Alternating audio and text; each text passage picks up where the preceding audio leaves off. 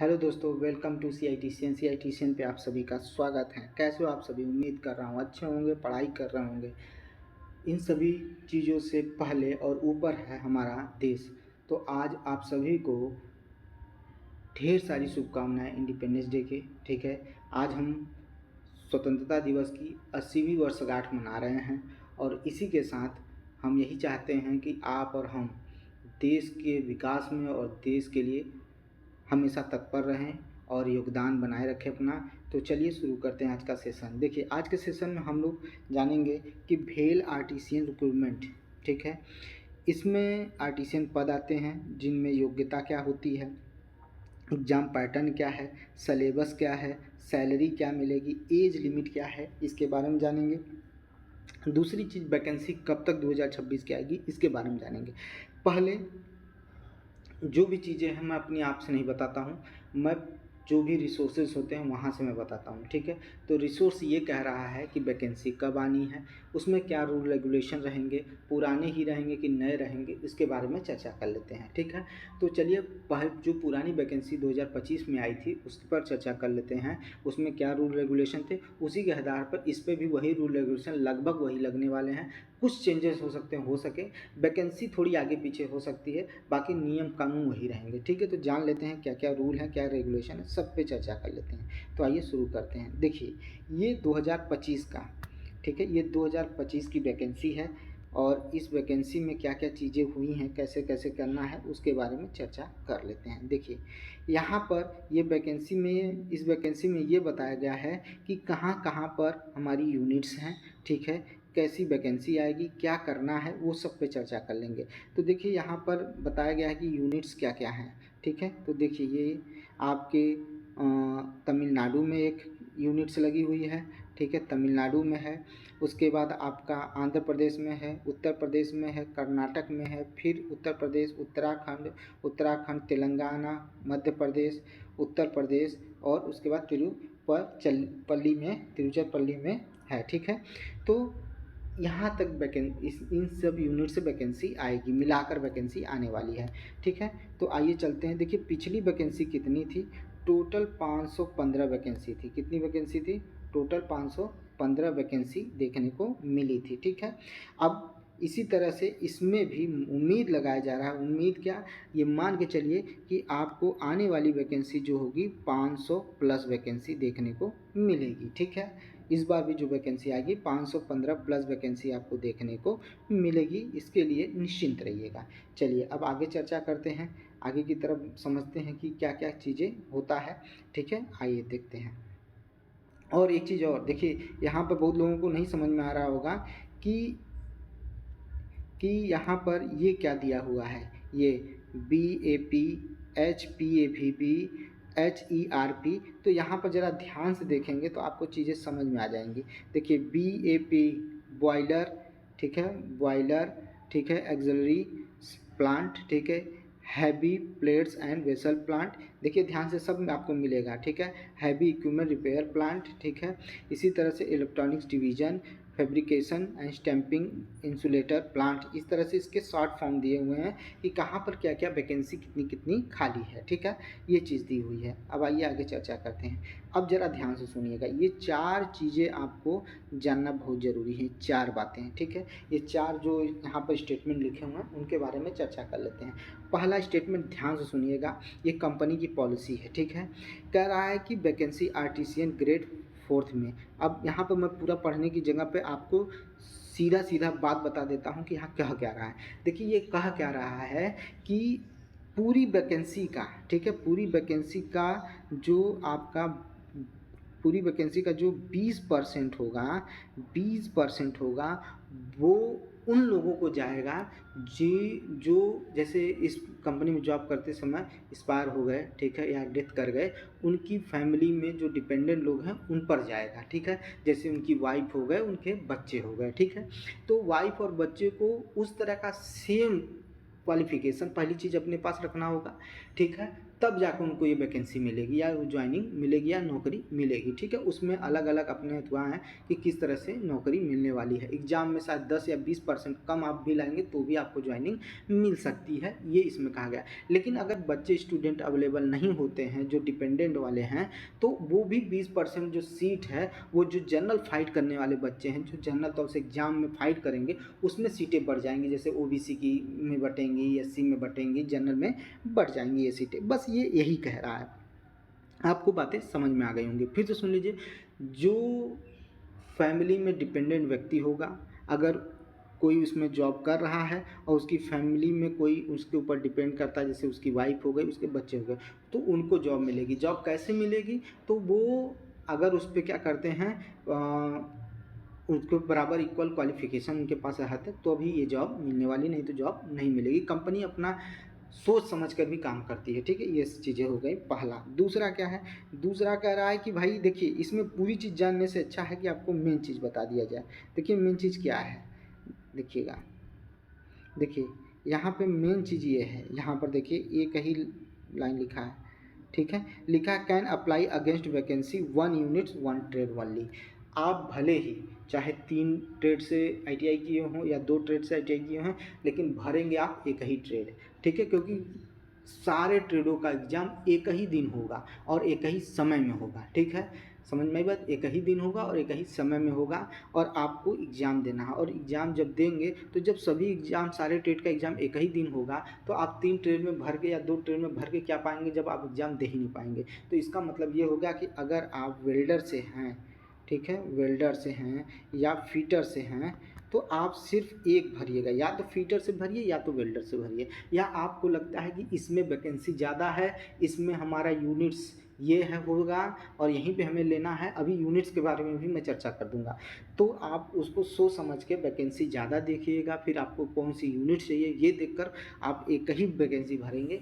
अगर आप ऐसे करते हैं तभी आप अवेलेबल, नहीं तो आप अगर सोच रहे हैं कि 2-3 भर देंगे तो आप एग्ज़ाम ही नहीं दे पाएंगे, आपका विषय ही अब्सेंट चला जाएगा, सिर्फ एक ही दे पाएंगे। ये चीज़ हो गया। दूसरा चीज़ है, यहाँ पर देखिए, अगर आप कोई, अब यहाँ पर यूनिट्स की बात करते हैं। देखिए यूनिट्स का मतलब समझिए, वहाँ पर कई यूनिट्स दी हुई थी कि उत्तर प्रदेश में कितनी यूनिट्स लगी है, तमिलनाडु में कितना है, आंध्र प्रदेश में कितना है, उत्तराखंड में कितना है, सारी यूनिट्स दी हुई थी।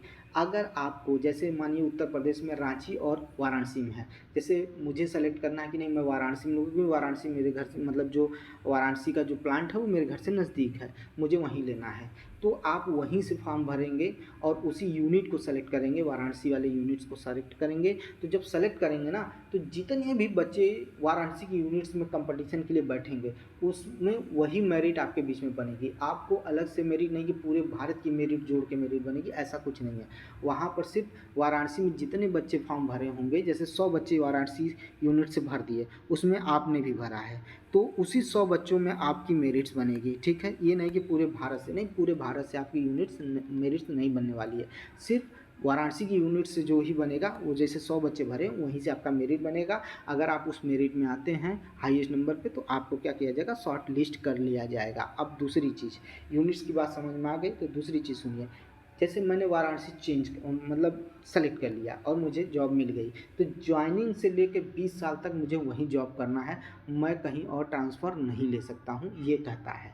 ठीक है, ये कहता, अगर किसी कंडीशन में ट्रांसफ़र लेने की कोशिश करता हूँ तो उसका क्या परिणाम निकलेगा वो मैं अभी आगे चौथे में बताता हूँ क्या होगा। ठीक है, ये चीज़ समझ में आई कि 20 साल तक मुझे जॉब करनी है, ये बात अगर समझ में आ गई हो तो समझ गए होंगे। अब आगे चलते हैं। अगर मैं किसी बस ट्रांसफ़र ले भी लेता हूँ, ठीक है, ये चौथा कह रहा है कि ट्रांसफ़र ले लेता हूँ, तो ट्रांसफ़र लेने के बाद जिस यूनिट से ट्रांसफ़र लूँगा, तो जिस यूनिट से ट्रांसफ़र लूँगा और जिस यूनिट में जाऊँगा, दोनों के यहाँ सेम पोजीशन हो। जैसे जिस यूनिट में मैं, जैसे वाराणसी की यूनिट में जॉब कर रहा हूँ, तो जिस पोजीशन पे हूँ वही पोजीशन वहाँ पर होना चाहिए, वही पोजीशन वहाँ पर होना चाहिए, तभी मुझे वहाँ के लिए ट्रांसफ़र किया जाएगा। अगर मैं, अच्छा, ट्रांसफ़र हो भी गया तो वहाँ पर क्या होगा कि मुझे उस यूनिट में ट्रांसफ़र हो गया, उस पोस्ट मिल गया, लेकिन जो सैलरी मिलेगी वो सैलरी क्या हो जाएगी, डिक्रीज हो जाएगी, डिग्रेड कर दी जाएगी, यानी आपको आर्थिक हानि होने वाला है। ये चौथा कह रहा है। ठीक है, अगर आप इतनी बातें समझ में आ गई हो तो आगे बढ़ें।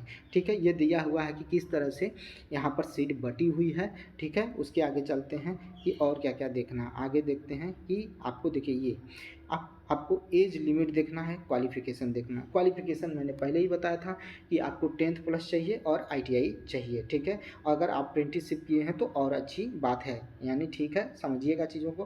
कह रहा है फिर से समझिएगा, हाई स्कूल, फिर ITI और साथ में क्या होना चाहिए, अप्रेंटिस होना चाहिए, ठीक है। रिस्पेक्टिव ट्रेड में आपके ही ट्रेड से आपका अप्रेंटिस होना चाहिए, तो ये सारी चीज़ें आपके लिए अवेलेबल होंगी और आप इसको फॉर्म को भर सकते हैं। अब आइए देखते हैं क्या कर रहा है। अगर ठीक है, अगर आपका मार्क्स ITI में, ठीक है, 60% से कम है, अगर जनरल में है, OBC में, तो आप फॉर्म नहीं भर सकते हैं। अगर SC ST में है, 50 से कम है, तो भी आप फॉर्म नहीं भर सकते। जनरली सभी के फॉर्म 60 और 55 से अधिक होते हैं, सभी फॉर्म भर लेंगे। अब आते हैं, देखिए यहाँ पर दिया है, बहुत अच्छी चीज़ दिया हुआ है। एक समझिए, जनरल के लिए 27 साल, OBC के लिए 30 साल और SC के लिए 32 साल, ये चीज़ हो गई। तीसरी चीज़ जान लीजिए, यहाँ पर दिया है, देखिए यहाँ पर up to 7 year age relaxation basis टू क्या होगा, एक्सपीरियंस। देखिए यहाँ पर क्या लिखा है, एक्सपीरियंस, बेसिस टू एक्सपीरियंस। जैसे आप 1 साल का एक्सपीरियंस है आपके पास, 1 साल का एक्सपीरियंस है, तो आपको 1 साल की एज छूट मिलेगी। अगर 2 साल का तो 2 साल की मिलेगी, 3 साल, तो इस तरह से 7 साल का आपको छूट मिल जाएगी अगर आपके पास एक्सपीरियंस है तो, ठीक है। ये चीज़ हो गया। लेकिन ये छूट का मतलब होता है सिर्फ एज में, जॉब में नहीं, एग्ज़ाम में नहीं, ठीक है। एग्ज़ाम जैसे सब देंगे वैसे आपको भी देना होगा, चाहे आप एक्सपीरियंस रहिए चाहे फ्रेशर रहिए, ठीक है। चलिए आगे चलते करते हैं, आगे की चीज़ों को समझते हैं। देखिए अब सिलेक्शन प्रोसेस के बारे में बात कर लेते हैं। हमने क्या क्या बात किया, एज लिमिट के बारे में बात किया, और उसके बाद क्या कहते हैं कि कितनी मतलब क्या क्या रूल रेगुलेशन है, कंपनी किस तरह से आपको ज्वाइन करेगी, कहाँ पर आपको जॉब करना है, यूनिट कौन सी होगी, ये सारी चर्चा कर लिए थे। अब हम समझते हैं एग्ज़ाम पैटर्न क्या है। आपको एक CBT बेस्ड टेस्ट देना होगा, ठीक है। अब वो CBT बेस्ड टेस्ट होगा, उसमें क्या सिलेबस होगा उसकी भी चर्चा अभी हम करेंगे। पहले CBT बेस्ड टेस्ट देंगे, आप जब उसमें शॉर्ट लिस्ट होंगे तो आपकी मेरिट जो बनेगी, ठीक है, मेरिट जो बनेगी 1:5 में बनेगी, यानी एक सीट पर 5, ठीक है, वैकेंसी आपको, मतलब एक सीट पर 5 लोगों को बुलाया जाएगा, ठीक है, वैकेंसी में, ये चीज़ कहा गया है, ठीक है। और इसमें कुछ खास चीज़ें नहीं हैं, आगे चलते हैं। उसके बाद आपको बनेगा स्टेज 2। स्टेज 2 में क्या होगा, आपका स्किल टेस्ट होगा सेकेंड स्टेज में। स्किल टेस्ट के बाद ही आपको सिलेक्शन लिया जाएगा, उसके बाद ही आपका DB होगा, ठीक है। ये चीज़ हो गई। अगर अब ये चीज़ हो गई तो आगे चलते हैं।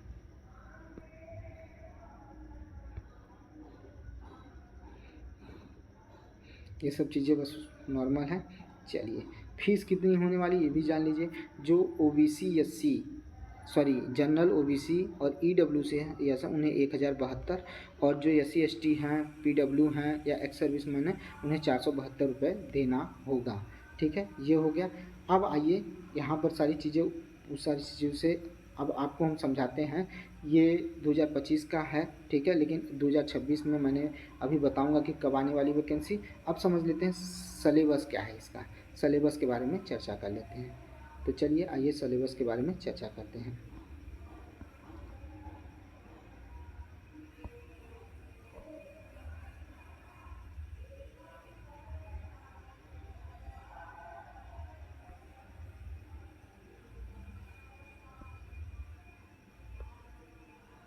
ये देखिए सलेबस, अब ध्यान से समझिएगा। आपके पास सलेबस में देखा जाए तो सलेबस में क्या होगा, आपके पास टोटल टोटल 120 क्वेश्चन होंगे। कितने क्वेश्चन होंगे, टोटल 120 क्वेश्चन आपके पास होने वाले हैं। अब 120 क्वेश्चन में 70 जो क्वेश्चन होंगे, 70 क्वेश्चन जो होंगे वो होंगे आपके ट्रेड थ्योरी, क्या होगा, ट्रेड से क्वेश्चन होंगे आपके, ट्रेड से क्वेश्चन होंगे। 70 क्वेश्चन कहाँ होंगे, ट्रेड से होंगे। 30 क्वेश्चन कहाँ से होंगे वो भी मैं आपको दिखा देता हूँ। 30 क्वेश्चन देखिए ये रहेंगे आपके, 30 क्वेश्चन कहाँ से रहेंगे, इंजीनियरिंग ड्राइंग से रहेंगे, वर्कशॉप कैलकुलेशन से रहेंगे। आप पढ़ते हैं, ठीक है, इंजीनियरिंग ड्राइंग भी पढ़ते हैं, वर्कशॉप कैलकुलेशन भी ITI में पढ़ते हैं, वहाँ से रहेगा। बाकी 30 क्वेश्चन कहाँ से रहेंगे वो भी मैं आपको दिखा देता हूँ। देखिए सॉरी, 20 क्वेश्चन कहाँ से रहेंगे, 20 क्वेश्चन देखिए यहाँ से आपके रहेंगे, ये वर्कशॉप, ठीक है। ये होंगे आपके 20 क्वेश्चन, रुक जाइएगा 2 मिनट, ठीक है, शायद इसमें नहीं है, मैं बता देता हूँ 20 क्वेश्चन कहाँ से रहेंगे आपके,